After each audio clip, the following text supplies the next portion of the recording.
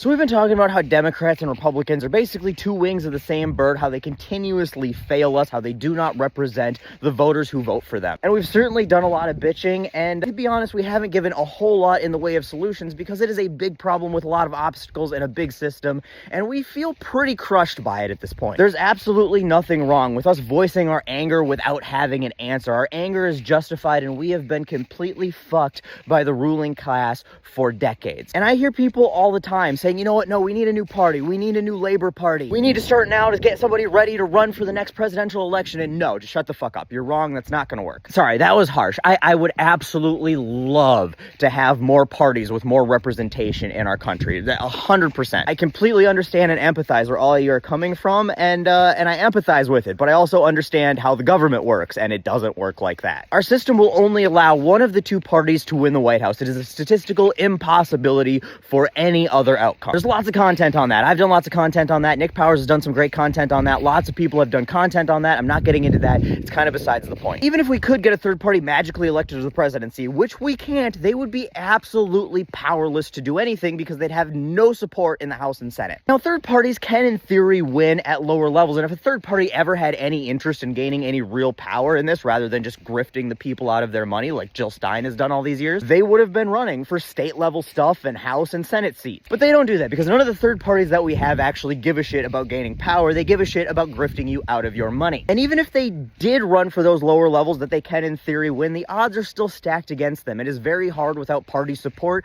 to win those seats when the parties are throwing tons of money behind congressional and Senate candidates. But hey, before you get all down, I'm not all here with doom and gloom and then preaching the end of the world as we know it. I am in fact a man with a plan, or at least concepts of a plan. And the plan is to be just a tad bit more like MAGA, and before you scroll, hear me out. I hate absolutely everything about MAGA, as we all do, or should, because they're horrible fucking people. It's basically just a cesspool of grifting child molesters, and I don't want to be anything like that. But I am not above looking over and copying their homework on how they gained their power in the Republican Party. What we need to be doing as progressives, as disgruntled Democrats, as people who don't feel represented and do not want to be represented by MAGA, we need to start focusing on putting hardline progressive candidates in House seats. We can create our own subsect of the party called MIFA, Make Idiocracy Fiction Again. Here's the thing, it is not nearly as hard as we make it out to be to get the representation that we want in Washington. And MAGA has shown us this. Congress is always separated by razor-thin margins, right? It seems like in the past decade or so, no party ever gains more than a half-dozen seat majority in the House. So if we got a handful of hardline representatives in the party, they actually wield real power, because then the rest of the party has to negotiate with them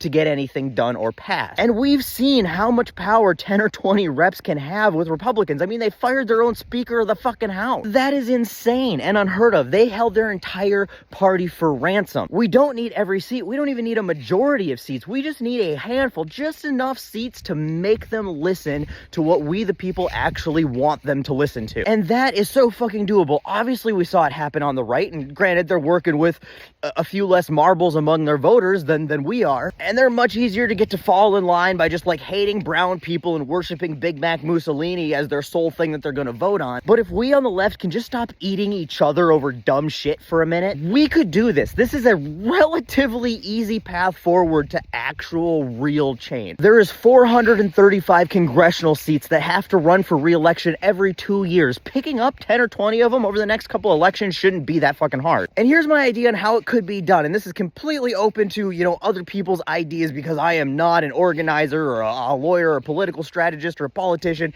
I'm just a guy who comes up with random shit to talk shit about on the internet. I'm good at ideas, coming up with them, communicating them, and that's about where it stops. But here's my idea on this one. We put together a PAC or some sort of organization, right? And this organization's entire job is to fundraise and develop resources and provide support for candidates who want to go run for House or any other race. We put together an oath and a mission statement that any candidate that wants to work with the organization has to sign off on. And this says that they will hardline support the basic platform of, universal health care, no exception, free college tuition, doing fucking anything about climate change, civil rights are non-negotiable, taxing the fucking rich, all the progressive greatest hits. They agree to donation limits so they can't get bought by big money. And hopefully, again, not a lawyer, there'd be some way to write a contract for them to be doing that where they'd be legally bound to it. And then this PAC, this organization, gives them the funding and the resources to help them win primaries to get them on the Democratic ticket for the races. And then once they win those primaries and they're on the Democratic ticket for the general election, they will have the Democratic Party's resources to help them win those elections, which will be huge. And then the organization, you know, MIFA, can focus its resources in the general election on helping progressives win against vulnerable Republicans. We do that, and say we pick up a half dozen primary victories in safe Democratic districts, and those people go to Congress, and then pick up a handful of previously held Republican seats with a populist message and add those to the mix. And then suddenly you've got a block of AOC and Omar-style Democrats, hopefully even more progressive than them, and then they have the power to play hardball with their own party and force them to listen to the things that we've been begging them to listen to